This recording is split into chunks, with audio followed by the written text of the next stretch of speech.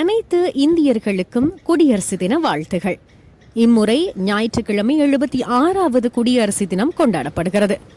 ஒவ்வொரு ஆண்டும் ஜனவரி 26ஆம் தேதி இந்தியாவில் குடியரசு தினம் கொண்டாடப்படும்.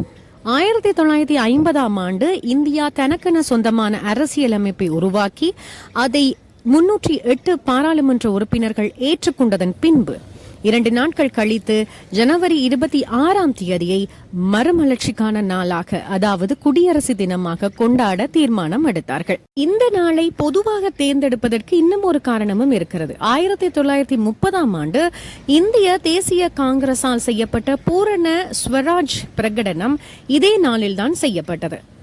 பிரிட்டிஷ் ஆட்சியில் இருந்து முழுமையான சுதந்திரம் கோரி இந்த பிரகடனம் முன்வைக்கப்பட்டது. குடியரசு தின அணிவகுப்புகளுக்காக ஒரு வருடத்திற்கு முன்பே தயாராவார்களாம். கடந்த ஜூலை மாதமே இந்த தயார்படுத்தல்கள் ஆரம்பமாக இருக்கிறது.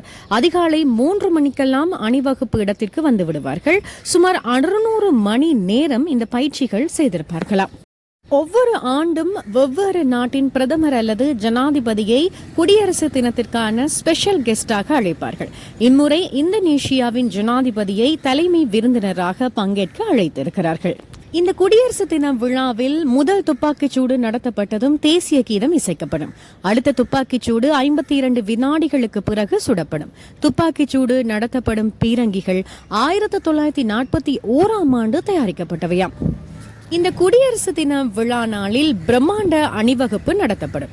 ஜனாதிபதி மாளிகைக்கு அருகில் உள்ள ரைசினா மலைத்தொடரில் ஆரம்பமாகி இந்தியா கேட் வழியாக வரலாற்று சிறப்புமிக்க செங்கோட்டையை இந்த அணிவகுப்பு அடையும்.